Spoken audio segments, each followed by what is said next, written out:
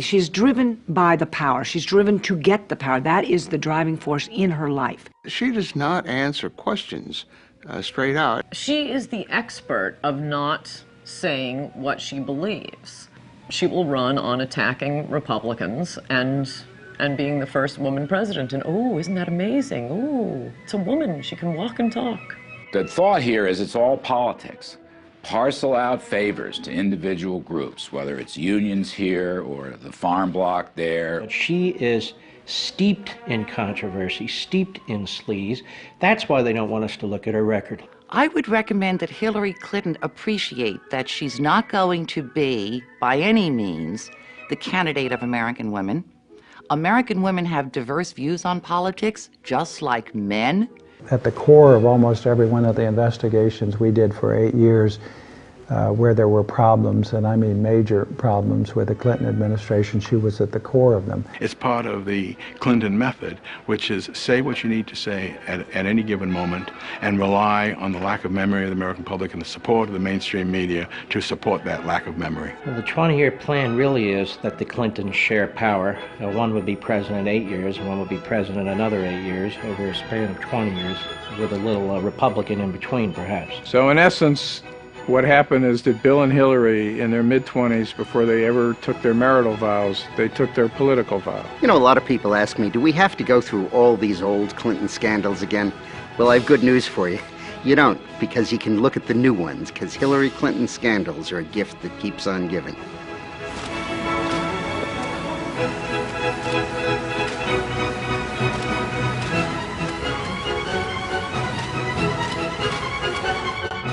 Ruthless, vindictive, Mendacious, venal, sneaky. Ideological, intolerant. Liar is a good one. Scares the hell out of me. Looks good in a pantsuit.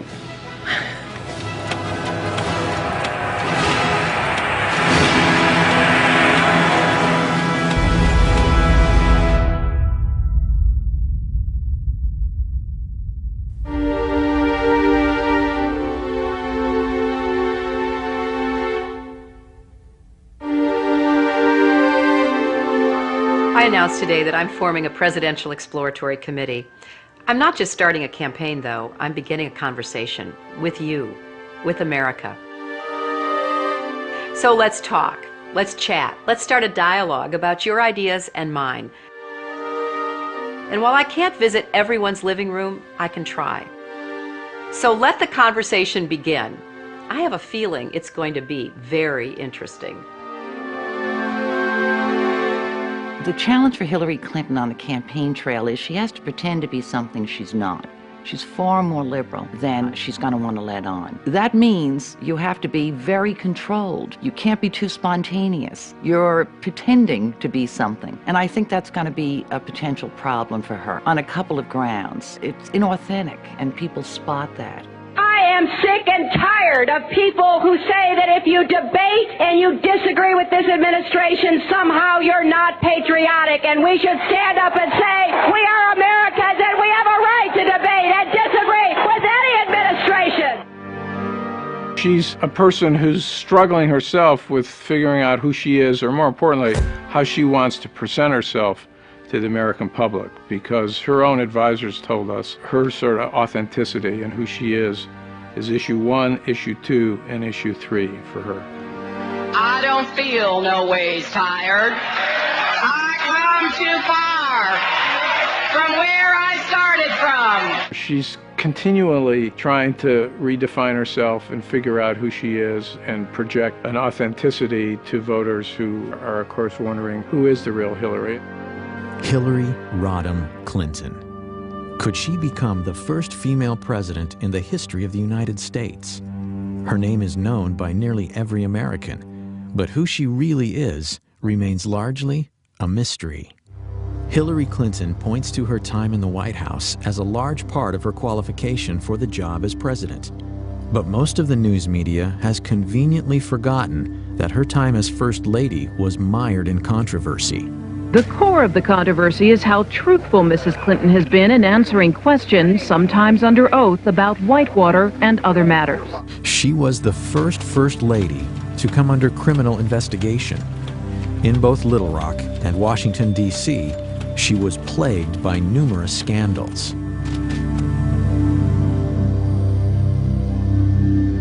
Senator Clinton has extraordinary ability to obfuscate, refuse to answer questions, avoid confrontations, and up until now has been given a pass on it. A story in the New York Times talking about why Senator Clinton voted this way, because I think some people were surprised by it.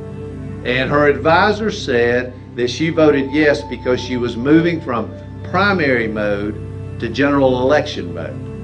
Primary mode versus general election mode? How about tell the truth mode? How about we say the same thing in the primary that we say in the general election? We know that Hillary's an insecure person. Secure people don't lie. They don't lie inveterately the way she does. What drives Hillary now is power. She very much is interested in gaining power. She considers herself to be a special person. She has a lot of arrogance, a spirit of superiority about her, and this is the driving force in her life, is to gain and acquire and maintain power. And her husband got to the top, and she saw it, she felt it, and she wants there herself. Over the past 16 years, Hillary Clinton has undoubtedly become one of the most divisive figures in America. How this makes her suited to unite the country as the next president is troubling to many. And recall Hillary speaking at a black church on Martin Luther King Day. What a coincidence. When you look at the way the House of Representatives has been run, it has been run like a plantation, and you know what I'm talking about. And you know what I'm talking about, girlfriend. That's how she's going to get to power? By accusing the Republicans of running a plantation at a black church on Martin Luther King Day? That's it? Okay. After announcing her bid for the presidency, fellow Democrats, including former Clinton confidant and Hollywood mogul David Geffen, publicly questioned Hillary's integrity and truthfulness.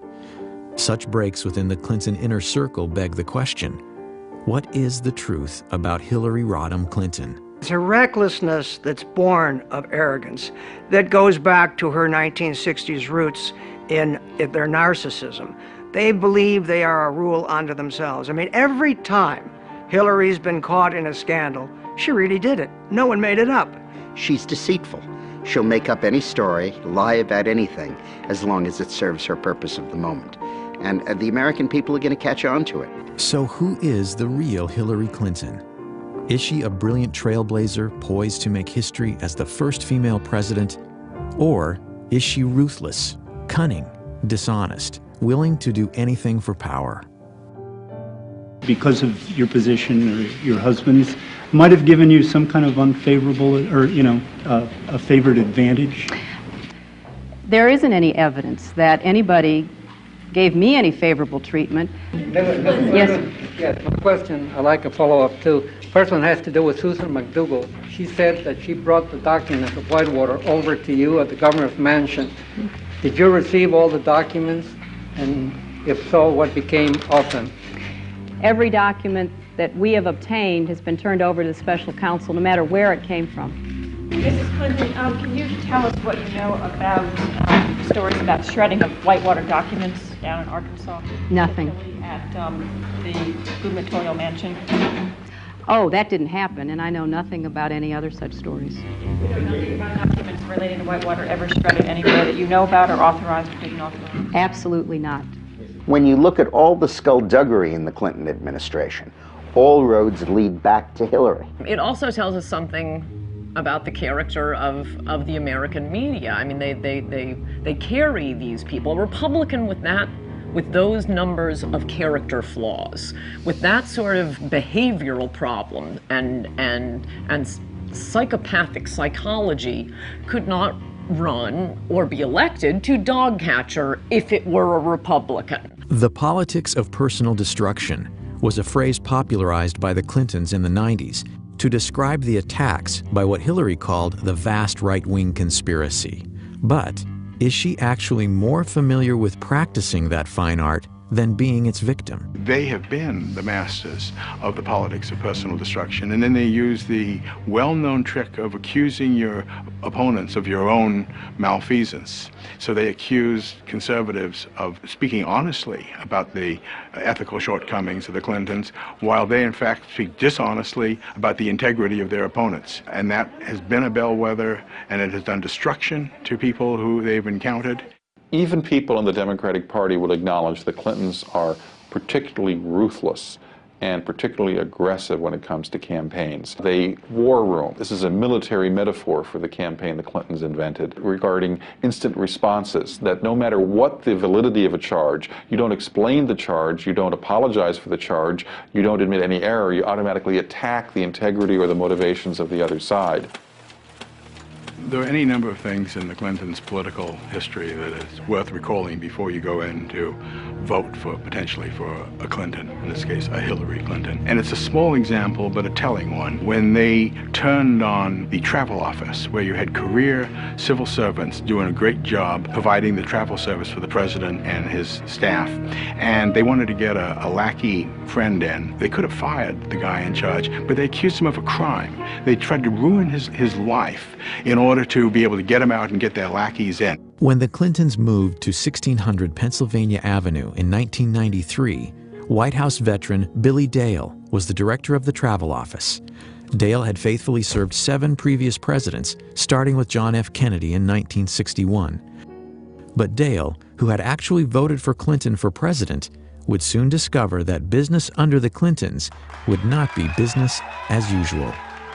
We knew that we were in for a rougher transition because we had heard stories from Secret Service agents who had gone to Little Rock for a 2-week stay down there. And the stories that some of the agents would come back and tell us, that we just knew that it was going to be different.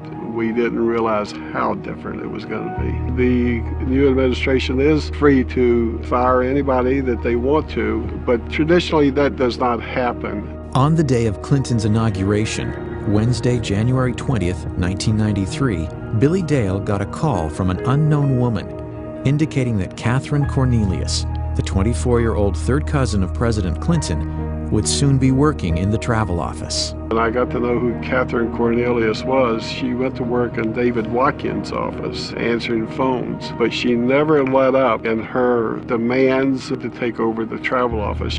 In the meantime, I get a telephone call from a gentleman in Ohio, and he wants to know how he can get in on some of the White House charter business. And I said, that's what I do. I arrange the charters. And he said, I know, but he says, we can make some money here. If I had made arrangements with that gentleman, I speculate that things would have been very different than as they turned out. That call was from Darnell Martins, a partner of Clinton's close friends and Hollywood producers Harry and Linda Bloodworth Thomason in a travel agency called TRM. When Congress investigated, they learned Harry Thomason had multiple conversations with First Lady Hillary Clinton about taking over the White House charters. At that time, I didn't even know who Harry Thomason was, but we have since learned that Catherine was reporting to him and he was reporting to the First Lady Hillary Clinton. As Dale says, every new president has the right to hire new travel office staff, even though no president had done so for over 30 years. But not only was Billy Dale fired, along with 6 other travel office staff members, he was also locked out of his office. But that was only the beginning. And I got accused of embezzling $14,000 that I couldn't account for because the logs were missing. At the same time, D.D. Myers is in the press room briefing the White House press corps, telling them that we were being fired for criminal misconduct and the FBI was being called in to conduct a criminal investigation. I think that they wanted to make it look like they were doing it because there was corruption over there so nobody would criticize them, because the media liked Billy Dale and the people there. Gary Aldrich was an FBI agent for 26 years, the last 5 as an agent responsible for background checks on White House staff. Recall that the FBI had conducted investigations of all of these men and had determined that they were qualified to work in the White House and that they were honest individuals. I conducted some of those investigations. Billy Dale was humiliated and was accused of serious wrongdoing to the degree that they conduct a federal grand jury investigation and an indictment of him. I had dedicated 32 years of my life to this job and served faithfully to Democrats and Republicans alike. The experience was a major event in my career because it taught me that powerful politicians can misuse law enforcement authority almost whimsically. And because it was the First Lady ordering the investigation, well then charges have to be found. That scared me. That was different from my experience in the FBI of 26 years. I thought if we have reached the level where a politician can get irritated with somebody and cause them to maybe end up in federal prison, we've got a serious problem. The White House Travel Office affair became known as Travelgate. When Dale's legal bills to defend himself were estimated to run as much as $750,000, he considered a plea deal, a fine of $69,000, and a brief jail sentence. Blanche and I had been married for 38 years at that time. I decided that I would have to sell my home. Could I ask her to give up everything that we had worked for? The plea bargain seemed just that, a bargain in order to save himself and his family from the unending ordeal.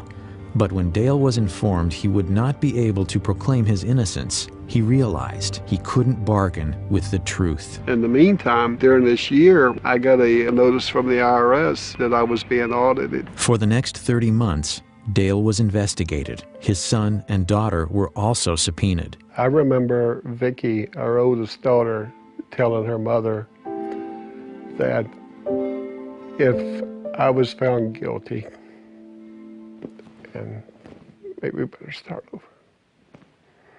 You were sent to jail for something you...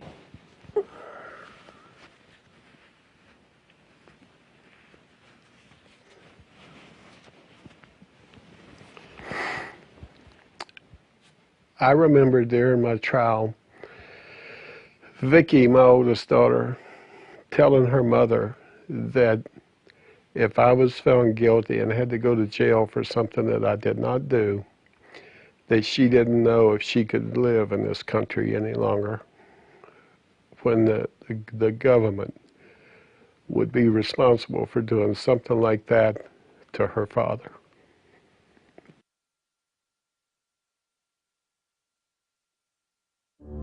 When the case went to trial in the fall of 1995, a procession of White House journalists volunteered to serve as character witnesses for Dale, including Brit Hume and Sam Donaldson. The press at the time, I think, ought to remind people that I testified at Billy Dale's trial as a character witness for him. The jury needed less than 2 hours to reach a verdict. And the jury came in and they found me not guilty on all counts. I laid my head down on the desk in front of me and cried. Ultimately, the Office of the Independent Counsel's final report on the Travel Office firings found that Mrs. Clinton's sworn testimony was factually inaccurate. Hillary Clinton was more powerful as a First Lady than any First Lady that had been in the White House that I knew of. Until I have learned that she was involved with it more than Bill was. Bill just wiped his hands of it and just would let her handle it.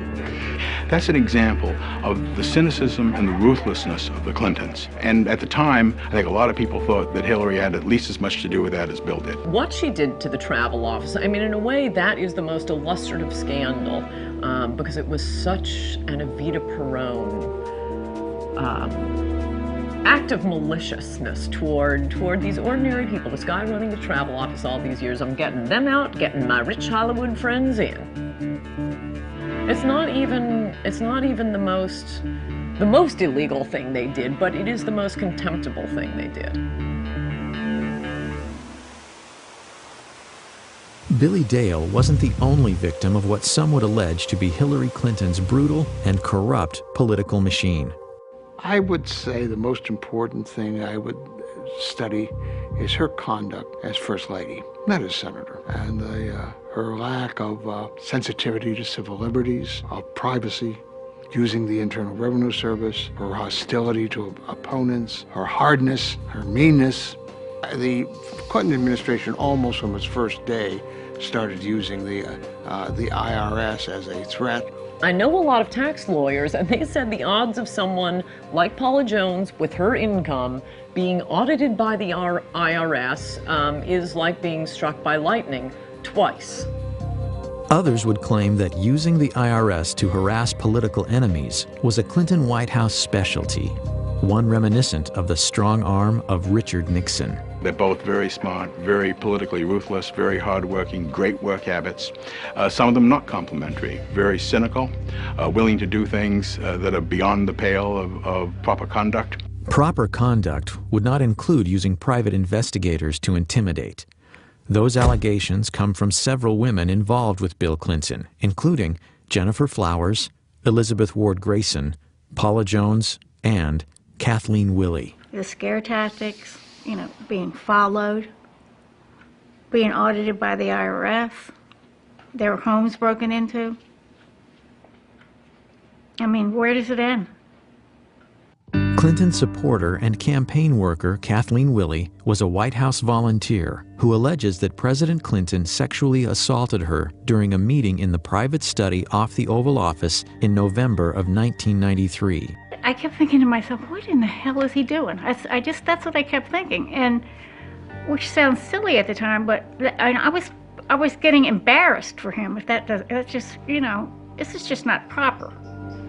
You have to remember, this was at the time when there was a lot of speculation about his womanizing, and I was the loyal Democrat, and I would not allow myself to believe that that was true. I just thought it was all just rumor. Willey believes that Hillary Clinton was well aware of the tactics used by the Clinton White House to intimidate perceived enemies.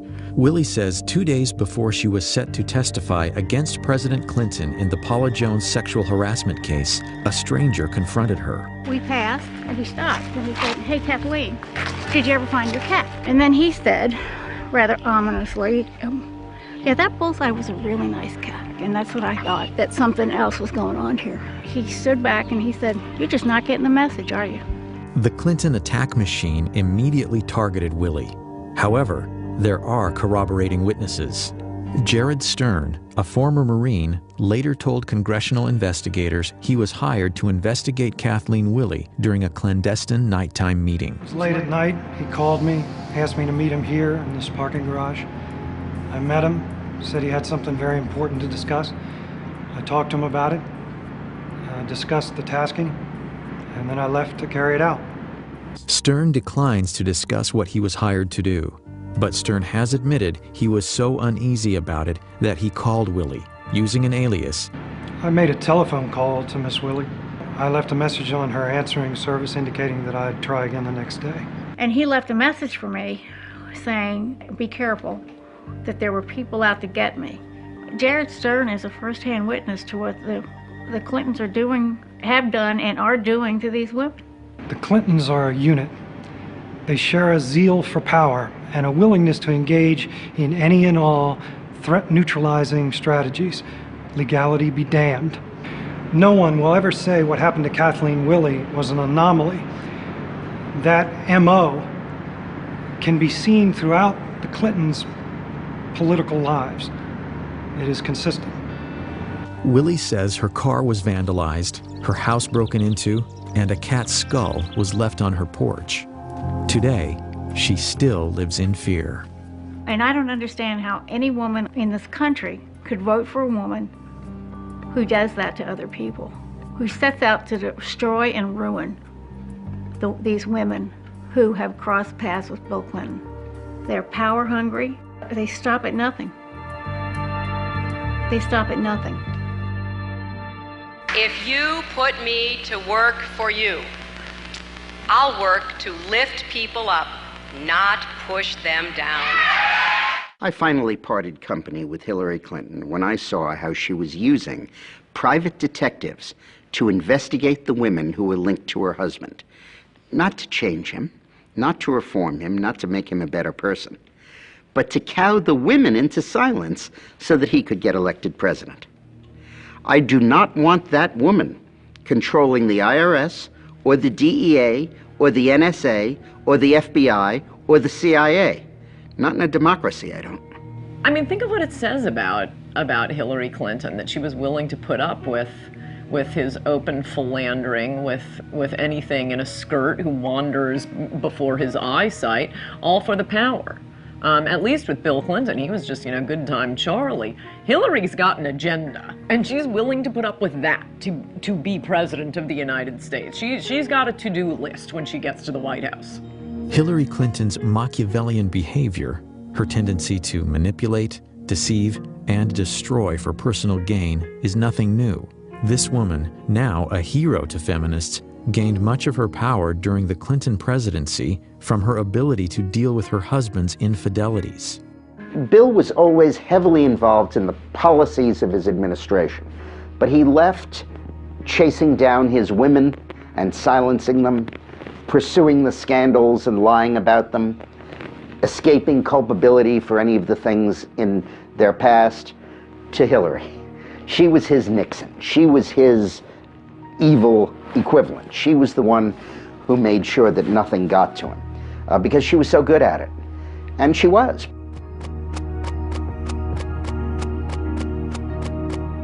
Hillary's mastery of the black arts of attack politics is often skillfully cloaked in layers of deniability. But when she needs money, as all candidates do, her imprudence bewilders even her most loyal supporters. The pattern is a familiar one. Huge amounts of money are raised from political insiders, lobbyists, and special interest groups, and questions follow. In the summer of 2007, Hillary was forced to return nearly $900,000 from fundraiser Norman Shue, who is now under indictment for running a Ponzi scheme. During the White House years, it was the dirty money of a cast of characters that included Johnny Chung and Charlie Tree, both convicted of illegal campaign fundraising. I think it was Johnny Chung that said the White House was like a subway turnstile. You put the money in and you got in. And if his tokens were very large, of course. There's evidence that he collected money from a Chinese intelligence officer, and they were trying to influence our elections to gain access to decision-making powers in the United States so they would bend U.S. policy towards China.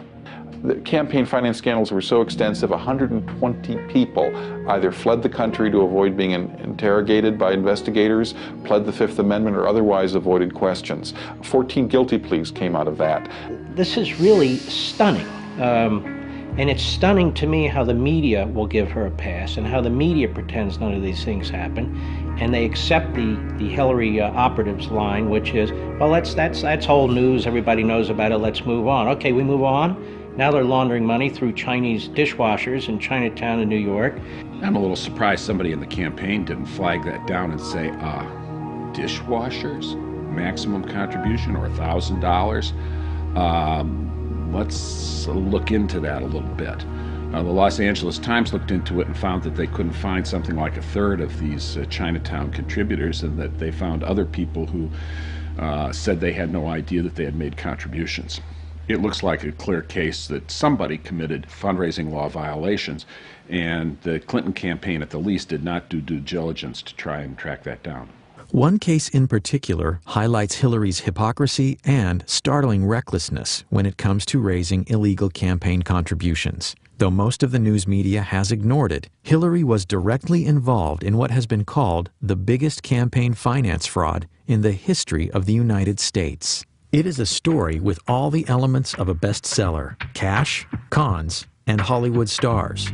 And it was all caught on tape.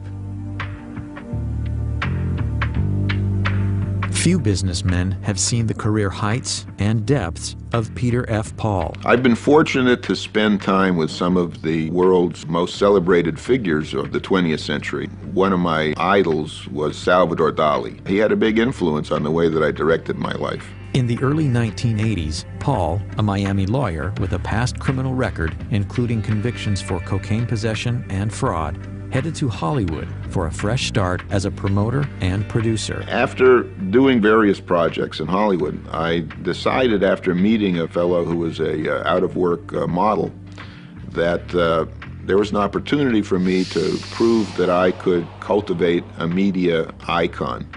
Within 18 months, I had him on the cover of People magazine. Ultimately, it led to my first meeting with the Clintons, with Hillary Clinton, actually. In February of 2000, Peter Paul met with Hollywood charity fundraiser Aaron Tonkin. Tonkin was a celebrity-obsessed con man who in just a few years went from being homeless to one of the Clintons' top money contacts in Hollywood. Like more than a few Clinton associates from the past, Tonkin ended up in federal prison for unrelated fundraising scams. Aaron, it's Hillary Clinton. I just wanted to call and wish you well for this evening. It was a growing new relationship. I don't know where it ultimately would lead, but I suppose not in a good place because all the people that I met around them, that I dealt with in different events, have all gone to prison. And these are very close people, mainly to the president. Through Tonkin's connections to the Clintons came an interesting offer. In exchange for donations to Hillary's 2000 Senate campaign, Paul would gain access to Bill Clinton for business opportunities once Clinton left the White House. I had become a very close friend of the creator of Spider-Man, Stan Lee, and we had started a company together in late 1998. So I embarked on this effort to try to hire Bill Clinton when he left the White House as a rainmaker for the company Stan Lee Media. We had a luncheon at Espagos for 12 people who were influential in the community, and we also raised some money for Hillary. And at that point, I indicated that my plans were to hire Bill when he left the White House. She responded by saying that she would help if I became a major supporter of her campaign. In June of 2000, Paul agreed to finance what would be the largest and most lavish political fundraiser ever staged in Hollywood. It consisted of a concert, a dinner, and a reception. In my office on July 17th, I got a phone call from Hillary Clinton. Paul, who had a habit of videotaping many of his encounters with Hollywood or DC power players, says this tape is evidence of 2 criminal offenses committed by Senator Hillary Clinton. The tape seems to indicate Clinton's participation in the planning of the event, violating federal election statutes. I think that whatever it is you're doing, is it okay that I thank you? I think it's tremendous. No, you know what? We're having a good time trying to help out. Well, I'm very appreciative. And it sounds fabulous. I got a full report from Kelly today when Hillary says she's not sure about what she can or cannot say, is she admitting that her input on the event could be illegal? I think that whatever it is you're doing, is it okay that I thank you? Hillary Clinton refers to Kelly. Kelly is Kelly Craighead, Hillary's senior staff assistant at the White House. Hillary's confirmation that she had been fully briefed on my progress and that she would be involved on a personal basis whenever needed, committing a violation of the federal election law. I know I talked with Cher, and she was just great. Just said, she really was excited, and I hadn't talked to her, so you had to have really done a good job selling it to her. And her reference to Cher being induced to contribute her singing services. All of them colluded to hide this from every investigation. All of the expenses that I paid for entertainment and costs of various fundraisers for Hillary were never legally reported. But what I discovered was because Hillary was involved directly, personally, and indirectly through her agent, Kelly Craighead, in conceiving the event, in soliciting the money to pay for the event, and then coordinating the expenditures for the event, clearly the two of them were violating federal law.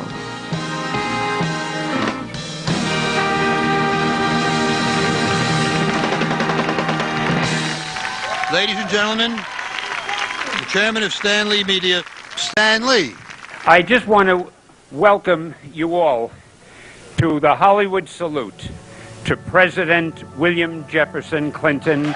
It was the biggest event ever produced in Hollywood for a president.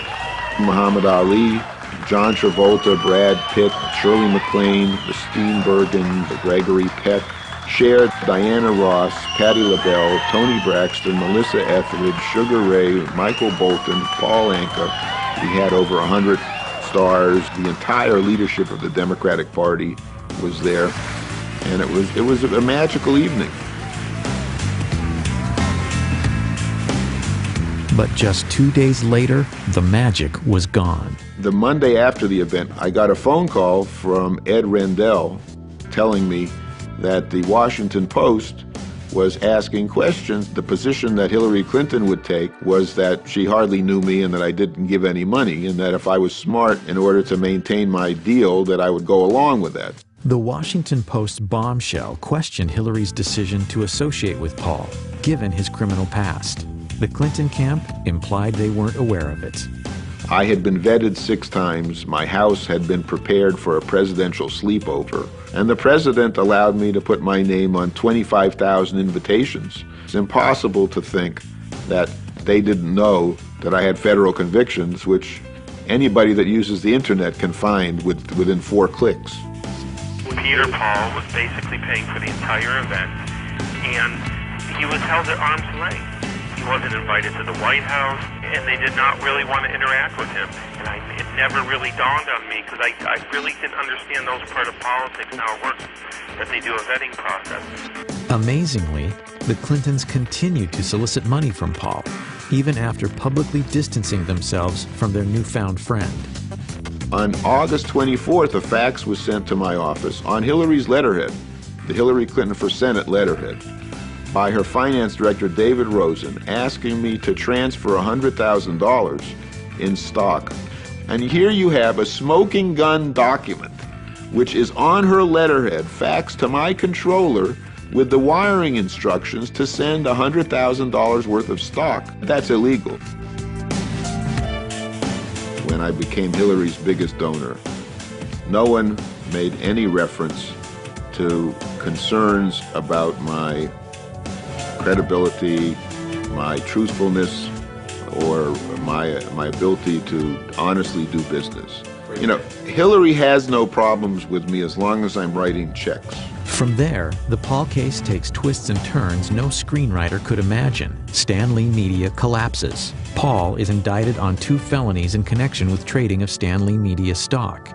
He's arrested in Brazil by Interpol and languishes 2.5 years in a Brazilian hellhole of a prison awaiting extradition. She's never called me a liar, and she's never said that my allegations are false. What she has sworn to is that she can't remember some conversations that we had in detail.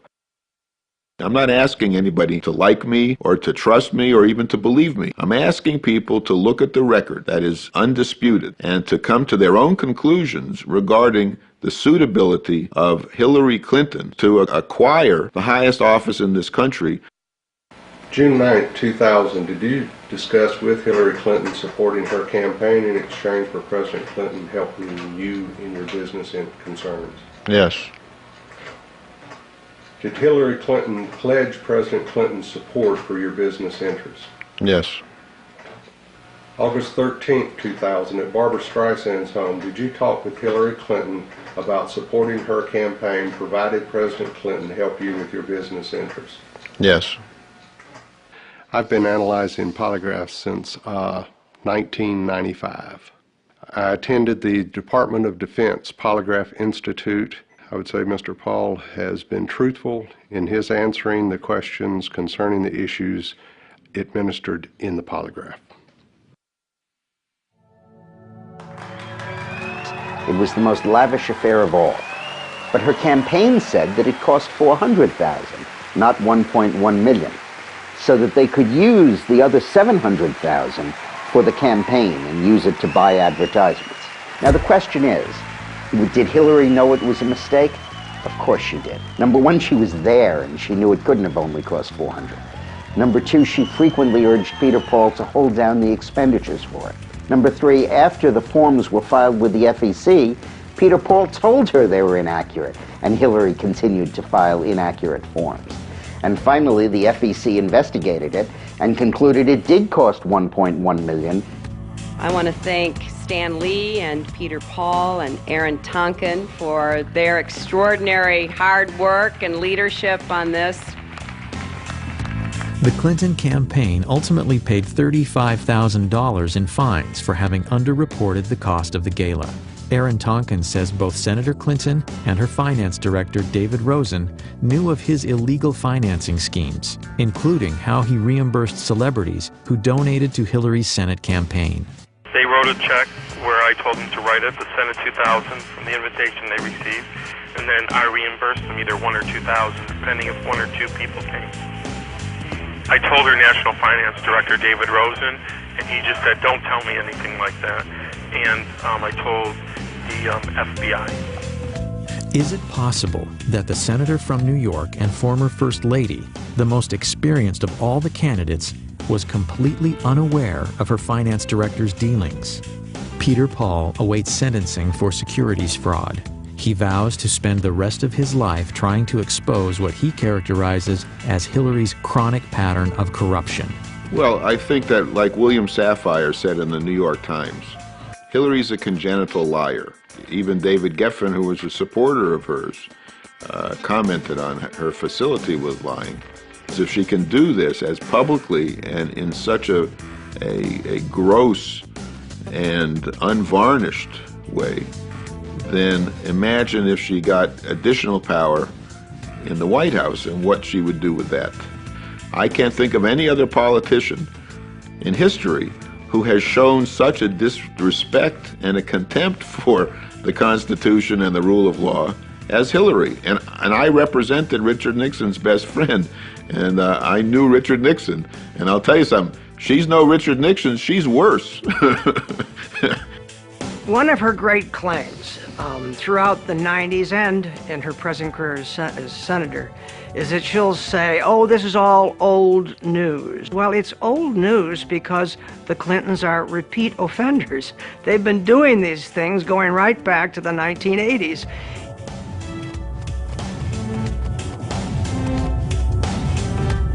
As a senator, Hillary Clinton has basically done nothing of note. She's not been a leader in national security. She's not been a leader on economic issues.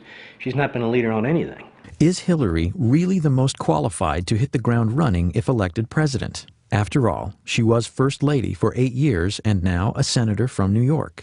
Referring to her opponents, she said, quote, "There is one job we can't afford on-the-job training for. That is the job of our next president." First lady ever to be the first woman from the state of New York, Hillary Rodham Clinton.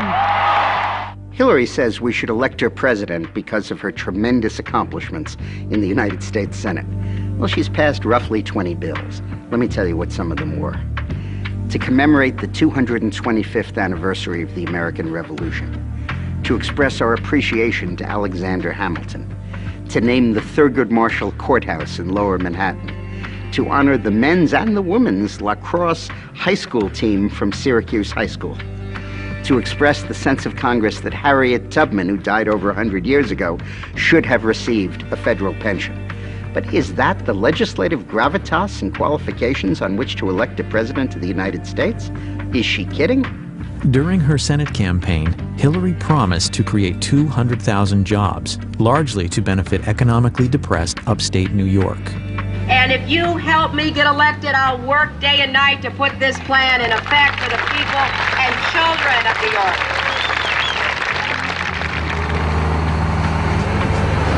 I'm Marshall Brown. I'm the owner-operator at GMB Farm. I grew up here with my father, but we sold out in 1985, and I started back up in 1987. I milked cows every day of my life for 20 years.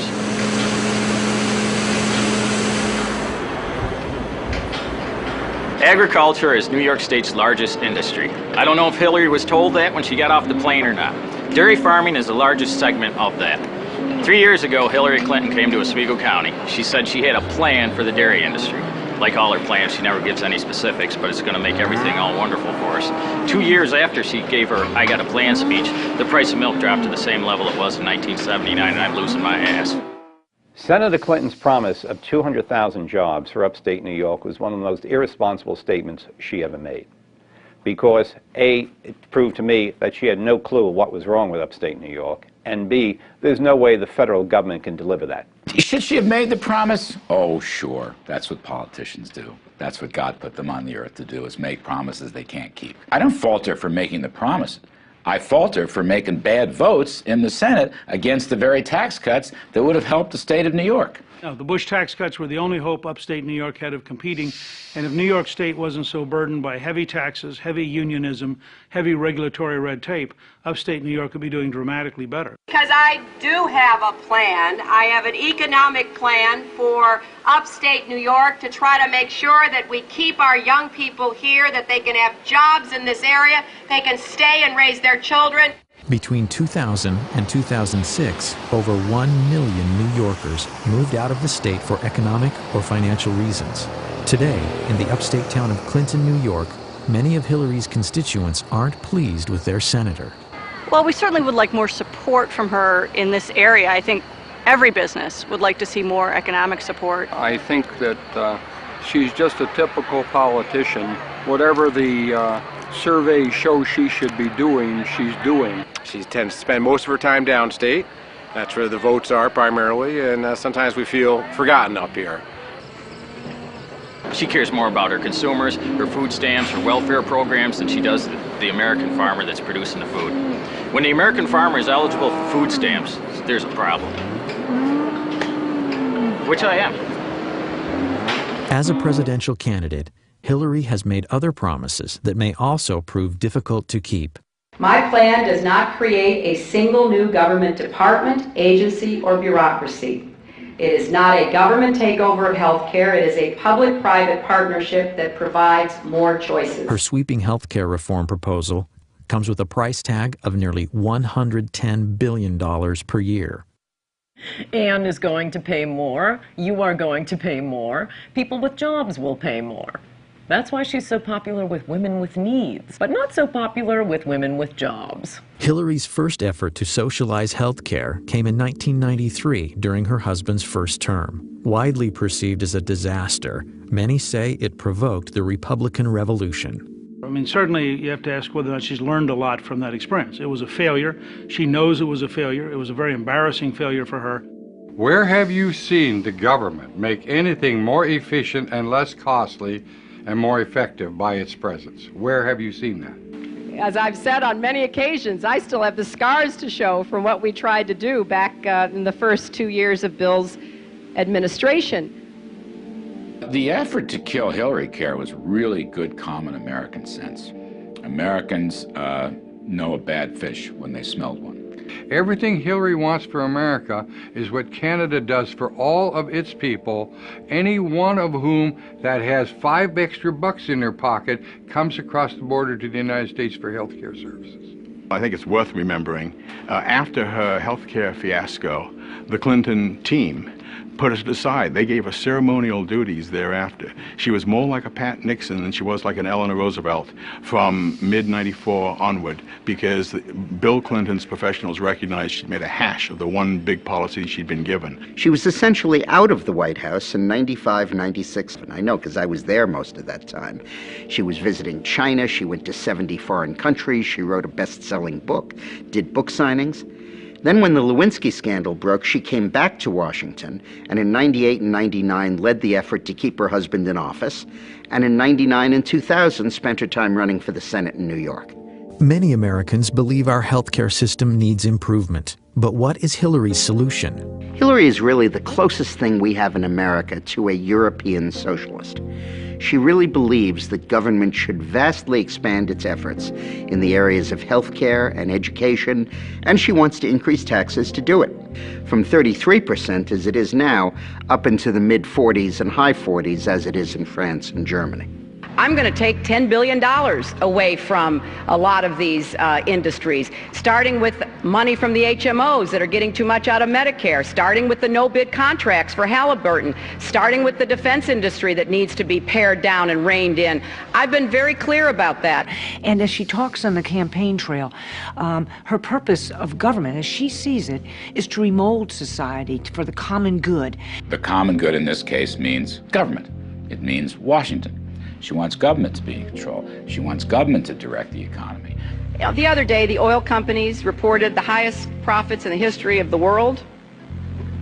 I want to take those profits and I want to put them into a strategic energy fund. She expects to use the government to become extremely involved with the lives of the people in this country because government knows best. So when she talks about nationalizing health care, she's not kidding. She's been at this now for 10 years. She wants to take over the health care system.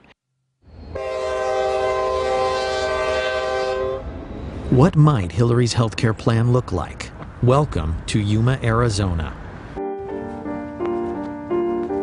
In my practice, about 70% of the care is paid for by Medicare, federal government, and another 20% is paid for by the state. So essentially, we're a very socialized medical community here. But with so much free healthcare available from the state and federal government, abuses are inevitable.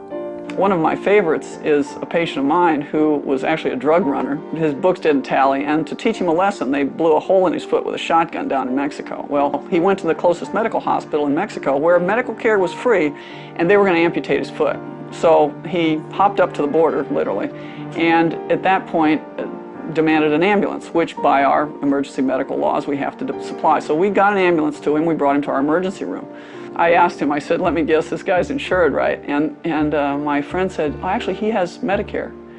This guy's been wanted for years on 4 federal warrants. We're giving him his Social Security check every 2 weeks. Critics say Hillary's healthcare overhaul is not unlike what citizens of Canada or the UK now experience. Yes, much of it is free, but is there a catch? The waiting lists get longer and longer. You can wait 6 months to see a specialist. That's socialism. When you're standing in a line, waiting and waiting, that's socialism. I'm thrilled that universal health care is back on the national agenda. You know, as we remember back in 93 and 94, we tried to come forward with the plan. We weren't successful. I have the scars to show for that experience. Medicine should be between one physician and the patient, not between an army of bureaucrats and the patient. If people give their health to the government, what does the government not control? The federal government from 3,000 miles away is not your doctor. Hillary's health care is one of the few Clinton campaign platforms that contains specifics. But on other issues important to Americans, what does she believe? But on specific issues, I've come out with very specific plans. With respect to Social Security, I do have a plan. But personally, I am not going to be advocating any specific fix until I am seriously approaching fiscal responsibility. Do you, the New York Senator Hillary Clinton, support the New York governor's plan to give illegal immigrants a driver's license? I did not say that it should be done, but I certainly recognize why Governor Spitzer is trying to do it. No. You said yes. No. You thought it made sense to do it. No, I didn't, Chris. It makes a lot of sense. What is the governor supposed to do? Do I think this is the best thing for any governor to do? No. Obviously, she hadn't been coached on. And if she's not coached, she's, despite the fact that she's intelligent, she is so insecure and so loathes the give and take of real politics that she just seizes up.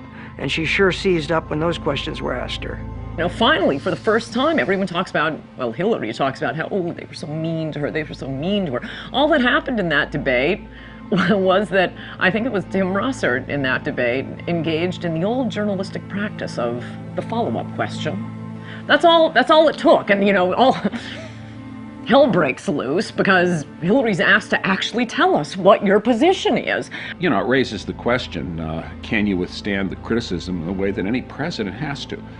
Because there's going to be a lot of it for any president at any time, even the most propitious times. And if you're going to whine about people complaining about you, that doesn't suggest presidential stature or character. I can support the president. I can support an action against Saddam Hussein because I think it's in the long-term interests of our national security. If I had been president in 2003, I never would have started this war. And if it is still going on when I am president in 2009, I will end it. I was one who supported giving President Bush the authority, if necessary, to use force against Saddam Hussein. I believe that that was the right vote. If I had been president in October of 2002, I would have never asked for authority to divert our attention from Afghanistan to Iraq, and I certainly would never have started this war. So it is with conviction that I support this resolution as being in the best interests of our nation, and it is a vote that says clearly to Saddam Hussein, this is your last chance. Disarm or be disarmed. I stand for ending the war in Iraq, bringing our troops home. We're going to have troops remaining there guarding our embassy. We may have a continuing training mission, and we may have a mission against al-Qaeda in Iraq. There's one Hillary who says, I'm going to bring the troops home right away when I'm elected president. Another Hillary who says, I'm going to keep troops in Iraq indefinitely. One of these two women is lying. I think she did that as long as she thought that it was still politically advantageous to support the war effort. Once 2006 kicked in and the war became quite unpopular, at least for a while, then she started moving to the anti-war position, reversing her positions which she held only months before. Not because her heart was full of pacifistic leftist tendencies, because she thought it was the politically expedient way to go. Flip-flopping on a driver's license is one thing, but words do matter, particularly when they impact the lives of our soldiers and their families. He loved being a Marine. He looked me square in the eye and he just said to me, he said, Dad,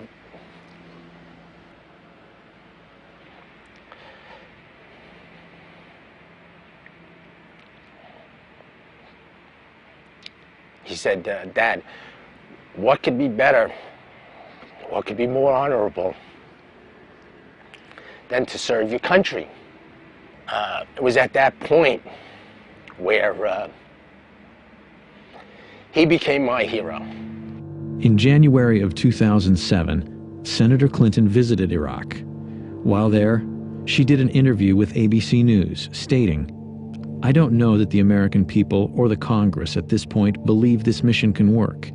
And in the absence of a commitment that is backed up by actions from the Iraqi government, why should we believe it? Because I was in Baghdad at that time, and we talked about that.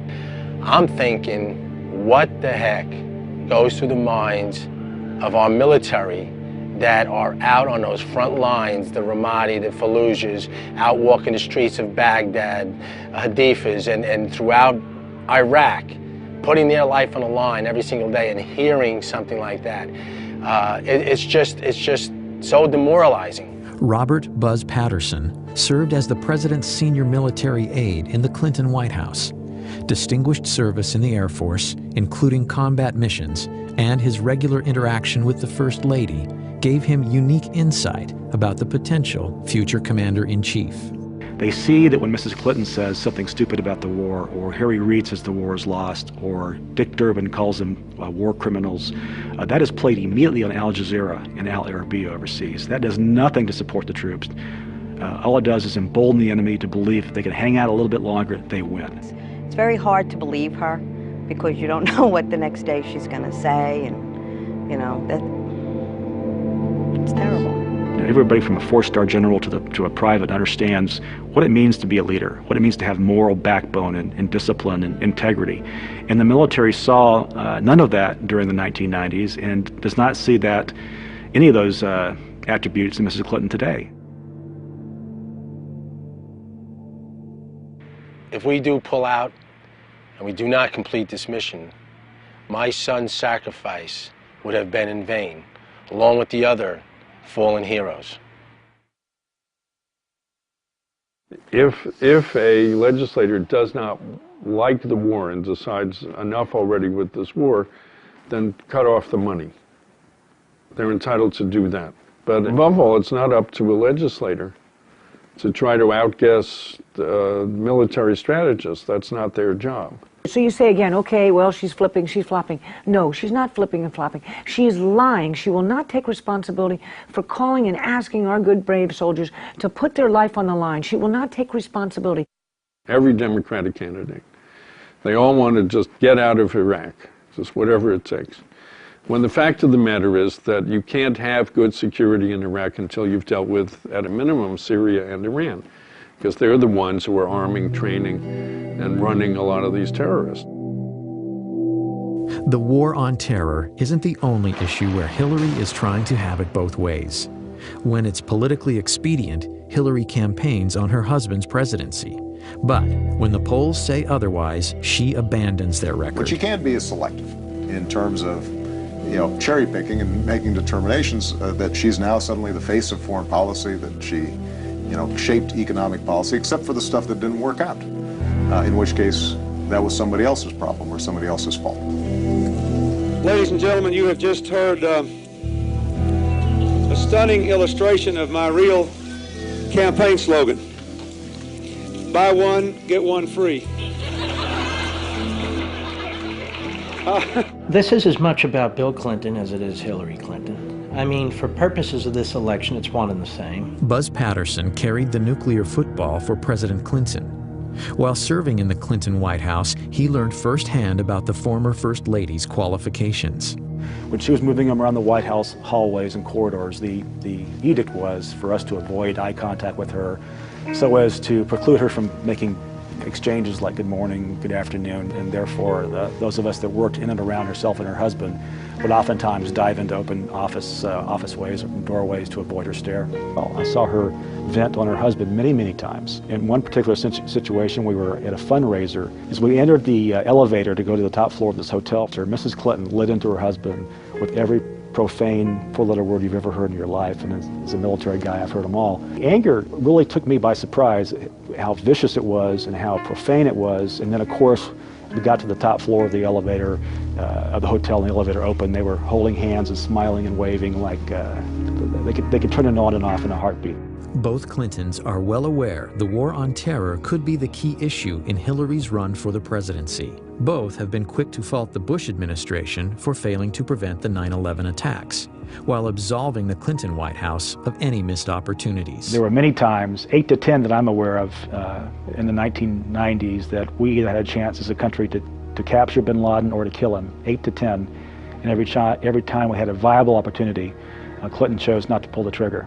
And I'm certain that if my husband and his national security team had been shown a classified report entitled Bin Laden Determined to Attack Inside the United States, he would have taken it more seriously than history suggests it was taken by our current president and his national security team. Patterson says that's laughable. He says President Clinton was briefed by multiple U.S. intelligence agencies of al-Qaeda plans to attack the United States. We knew about the potential. They specifically pointed to the possibility of using hijacked airliners into the Pentagon, CIA headquarters, and it also talked about New York City. Cyrus Nowrasteh is the award-winning writer-producer of the ABC miniseries The Path to 9/11. Though his movie takes aim at both the Clinton and Bush administrations in the days and years prior to 9/11, Nowrasteh says he and his film were targeted by the Clinton machine. There was a huge coordinated campaign to discredit the movie and me and get Disney ABC to pull or recut the movie. In the weeks just prior to air, Nowrasteh's home address and email were posted on various pro-Clinton websites. I got death threats at my house, I got hate mail, and they set about basically trying to destroy us and stop this thing from airing. Intimidation included 5 senators led by Harry Reid sending a letter to Disney ABC threatening to revoke their station licenses if they didn't pull or recut the movie. You gotta understand, these phone calls, the threats on the internet, these bloggers, all of these people out there, none of them had seen the movie. This was all political spin, and it was generated by ex-President Clinton from his offices in Harlem, where he met with all of these bloggers to specifically discuss countermeasures against the ABC broadcast, The Path to 9/11, and how they could get it pulled from the air. Disney ended up cutting about 3 minutes from the over 5 hours of the broadcast. So I'm going to show that to you now. They have the compound surrounded. They know where bin Laden is. Mr. Berger, is this something and what they need to do is coordinate with Washington. So they're on satellite phone communication with Sandy Berger, Richard Clark, George Tenet, et al. From Washington to basically get the final green light to go ahead with this operation. Our people are in place. Now, it's been confirmed that Osama bin Laden is in the building on the site. You are the National Security Advisor. Can't you give the order? Look, George, if you feel confident, you can present your recommendation to the president yourself. So if it all goes bad, it comes down on my head, like Janet Reno in Waco. The buck stops down the hall.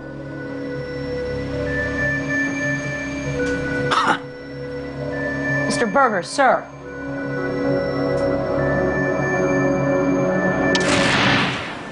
Unbelievable. Did they abort us? Yes. It's shocking that ABC would bow down to Bill Clinton on the path to 9/11. It's shocking that Bill Clinton would ask. You can't imagine Walter Mondale doing that. I don't even think you could imagine Jimmy Carter doing that. President Clinton has said he never got that close to getting Osama bin Laden. But national security experts have said on the record that the path to 9/11 was accurate. The path to 9/11 got it right. That's why they were upset.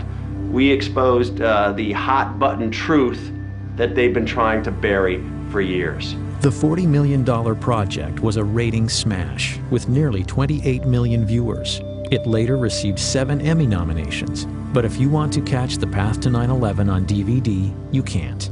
ABC Disney won't release it. Why would they pass up millions of dollars in DVD revenue? I think the initial attacks were really about President Clinton's legacy.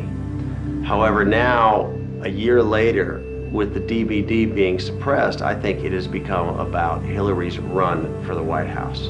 All I can say is what the exec at ABC told me, which is if Hillary wasn't running, this wouldn't be a problem. Hi, Mr. Berger. How are you doing? Hello, everybody. I have just a brief statement. Last year, when I was in the archives reviewing documents, I made an honest mistake. It is one that I deeply regret. Former Clinton National Security Advisor Sandy Berger pled guilty to stealing and destroying highly classified documents from the National Archives and lying to investigators. I might say it seems Sandy walked out of the National Archives with some PBDs in his BVDs and some classified docs in his socks. I was surprised and astonished when I learned that he had taken documents out of the National Archives, stuffed them in his socks. I have written that the only reason Berger might have done this was at the behest of Bill Clinton or someone of similar stature who wanted information or, single copies of unique copies removed from the archives. The papers reportedly revealed Clinton's response regarding the Millennium Bomb plot and Sudan's offer to turn over bin Laden in 1996. But because Sandy Berger destroyed these critical secret documents, the American people may never know the truth about these events or the Clinton administration and 9/11. The documents that he stole pertain specifically to the sequence in the miniseries that they were upset about. I believe they are criminally guilty of distorting history. There was a smoking gun in there in terms of what the Clinton administration knew about bin Laden. Sandy Berger had a mission. That mission was to go in and clean up history, clean up mistakes, destroy any evidence of error or culpability to actions that led to 9/11. He accomplished that. He basically paved the way for her to move forward and give Bill a free pass. I mean, it's that simple. Sandy Berger was fined, lost his security clearance for 3 years, and was disgraced, especially in Washington. But he has resurfaced. Reportedly, Berger is now an advisor to the presidential campaign of Hillary Rodham Clinton. It's either that he's really good at foreign policy, which I doubt, or he knows something, or they owe him. And I think that's what it is. Do I think he should be advising Hillary Clinton? I think he's a perfect candidate to advise Hillary Clinton. He's sleazy, he broke the law, he will do her bidding. He should be her chief of staff, as a matter of fact. Hillary is tough on terror as long as it's popular. But once again, the real Hillary Clinton remains a mystery.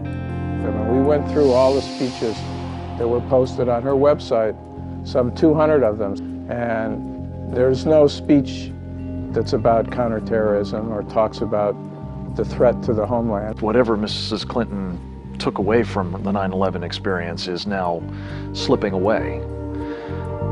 Or perhaps she never meant it in the first place. But as far as I know, Senator Clinton simply has not wanted to discuss with clarity and certainly with the kind of authority you would expect from a now senior member of the Senate Armed Services Committee, that we are at war with a totalitarian ideology. I'd like to see a president in either party who is going to be honest about the nature of the danger and willing to stand up and say this is what needs to be done, even if it's not popular at the moment. She doesn't seem to have any instinct to be able to do that, whatever her high intelligence might be. Who is the real Hillary Clinton? Clinton scholars and writers hoping for an answer were shocked to learn that, despite Freedom of Information Act stipulations, after 3 years, the Clinton Library has only released 0.5% of its records. This is the mentality of a tyranny, and yet the media treats this as if it's no big deal. It is a very, very big deal. We paid for those documents at that library. Much of our money goes into that library. It's a federally run operation. The Clinton Library is known locally as Little Rock's Fort Knox. Nearly 2 million pages of records covering Hillary's years in the White House are locked away, clouding her role in policymaking. Over 300 Freedom of Information Act requests are pending. Well, that's not my decision to make, and I don't believe that any president or first lady ever has, but certainly we'll move as quickly as our circumstances and the processes of the National Archives permits.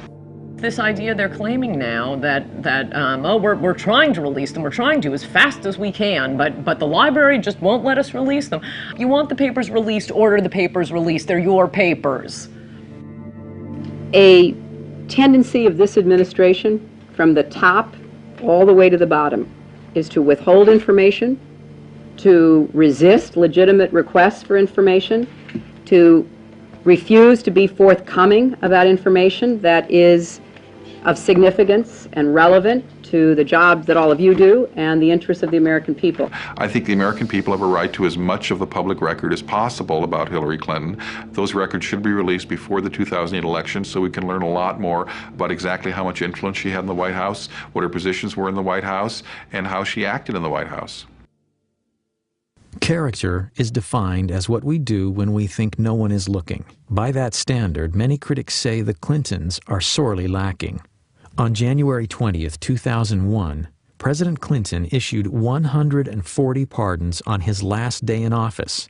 Those pardoned or receiving commuted sentences included cocaine trafficker Carlos Vignali and the biggest tax fugitive in U.S. history, Mark Rich. As much as those pardons reveal about Bill, an earlier pardon may have revealed even more about Hillary's character and her willingness to do anything to get elected. I remember the first Met game my dad took me to, and we were sitting at the very top of Shea Stadium. It was probably 1971. It was just a beautiful day out with my dad. You know, he loved the Mets, he loved his sports. That's one thing that I'll never forget, is sort of being in the car with him and being at the game with him, just enjoying his presence. It was an idyllic childhood, to be honest with you. I couldn't have asked for a better childhood up until I was 9. My dad was a very decent, honest family man. As a matter of fact, on that day, January 24th, he was looking forward to coming home that Friday, celebrating my brother's 11th and my 9th birthdays. It was going to be a big family event for us.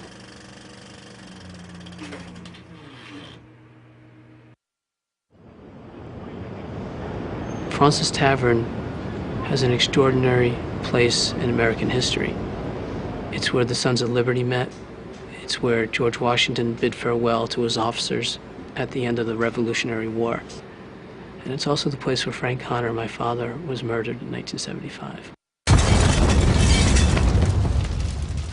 On January 24th, 1975, I was working as surveillance on the west side of Manhattan, and the sirens started to go off. Just an endless stream of fire trucks, police vehicles going down to the southern end of Manhattan. A short time later, turning on a radio, easy to find out that there had been a bombing at Fraunces Tavern.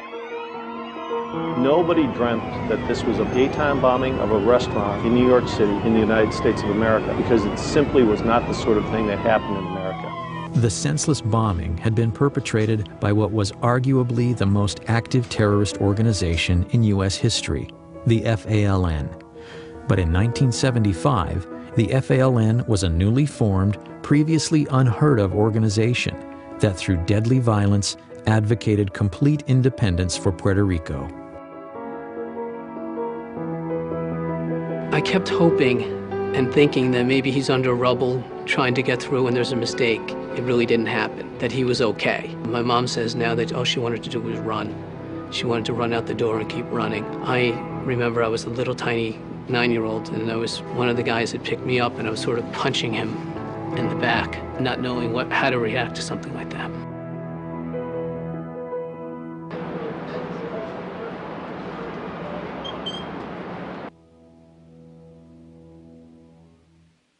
Joe, this is the Bissell dining room at Fraunces Tavern, and this is the room that suffered most of the damage in the bombing on January 24th, 1975.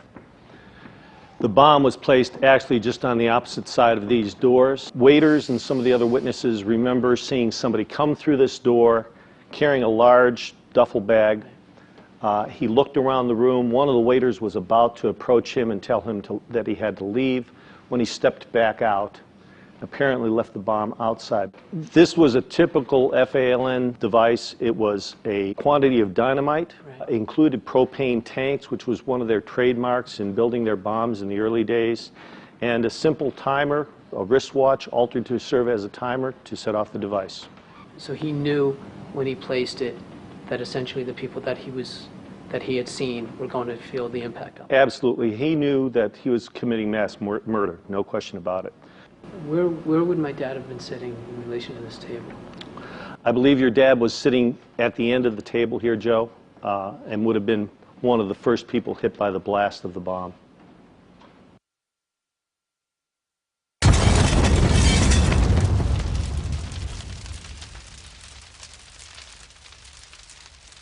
Joe, the bomb being just outside this door here, when it functioned, much of the blast came, of course, through into this room, knocking down this door, and that shock wave would have taken everything in the room and just made missiles out of it. So you have victims that have pieces of glassware, pieces of silverware pushed into their bodies as a result of the blast.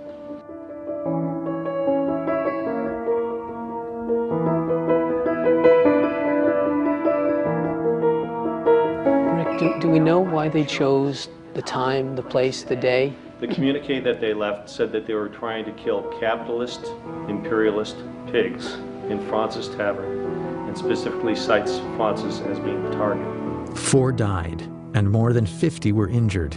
It was a typical FALN operation, one of over 130 bombings between 1974 and 1983.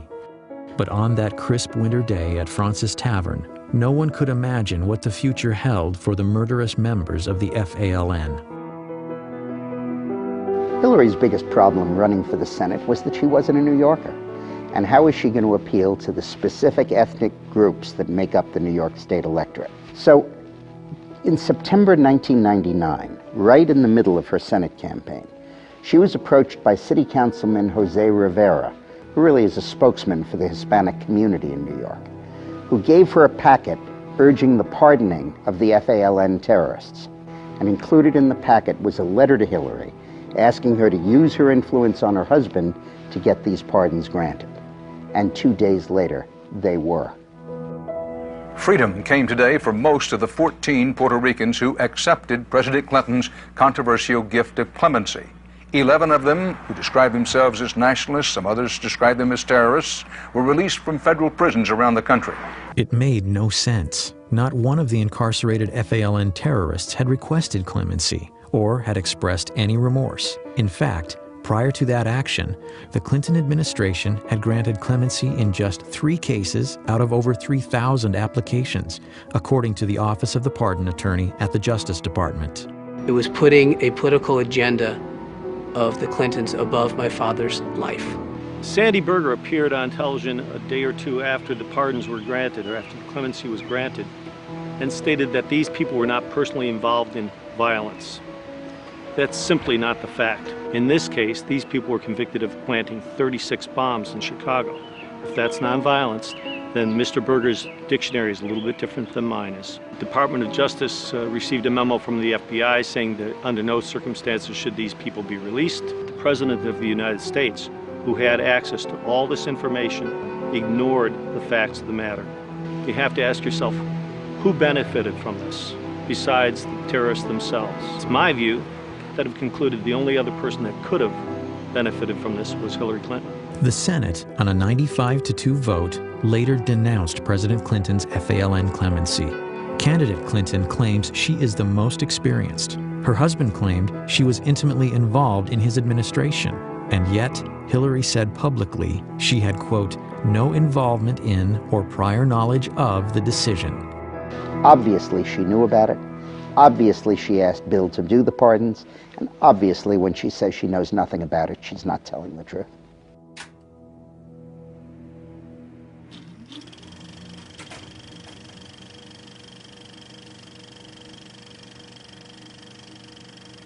How dare they? My father was a decent, honest family man, and he was being forgotten or used as a political pawn by those people who didn't have his decency, didn't have his family values, and wasn't the kind of man that my father was. We've had only 2 father-son presidencies in the history of our nation. We may be on the verge of the first husband and wife commander-in-chiefs. Historically, Americans have never been keen on dynasties. So it's worth remembering that a vote for Hillary is a vote to continue 20 years of a Bush or a Clinton in the White House. American people deserve to know that their presidency is not for sale, the Lincoln bedroom is not for rent, and lobbyist money can no longer influence policy in the House or the Senate. The problem with nostalgia is what we tend to do is you only remember what you like, and you forget the parts that you didn't like. So what John Edwards is saying about outmoded thinking and nostalgia is really, I think, expressing a reluctance to turn American democracy, which is very, I think, meritocratic, over to 2 families. And Hillary Clinton would represent the past in that, and a continuation of, I think, a dangerous trend to electing people because of how much recognition they have rather than their intrinsic qualities. Finally, before America decides on our next president, voters should need no reminders of what's at stake: the well-being and prosperity of our nation.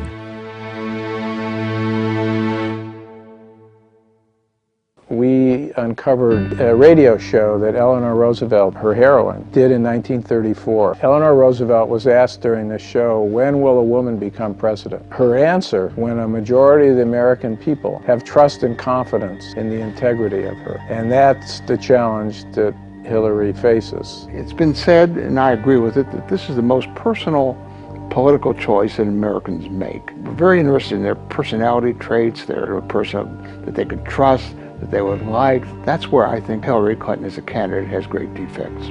She's not accountable. She'll never be accountable personally for anything that she does. And her personality is such that she believes that the end justifies the means, no matter what those means are. If she weren't married to Bill Clinton, what is there that she has accomplished in her life that would lead you to believe that she should become the most powerful person in the country?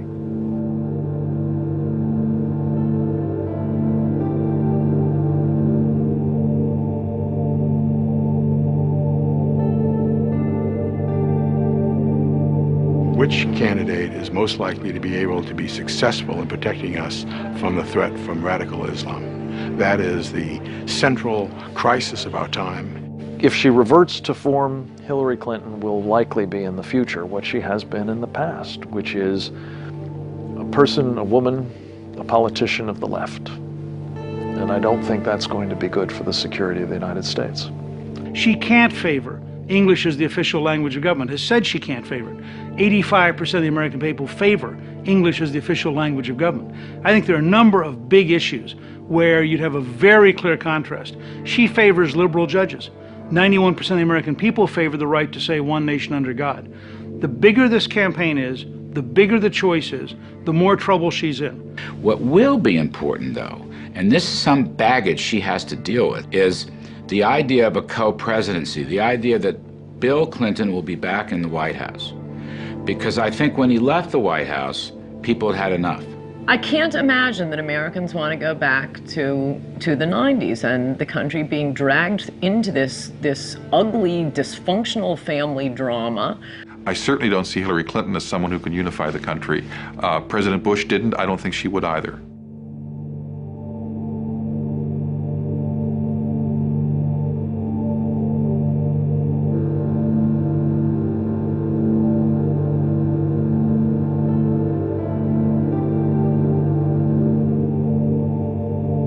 I think that we're at a very critical time in this country that requires leadership.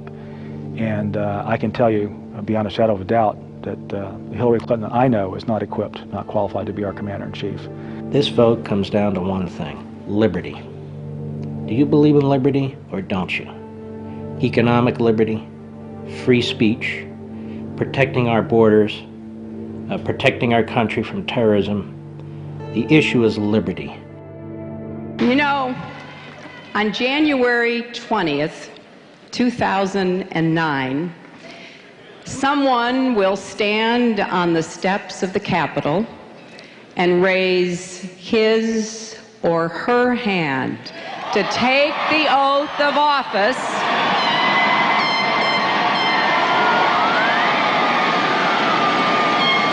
as the 44th President of the United States of America.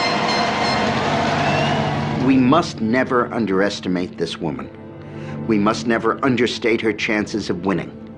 We mustn't be lulled into a state of security and complacency by the newfound moderation that she likes to talk about. And we must never forget the fundamental danger that this woman poses to every value that we hold dear. You see, I know her.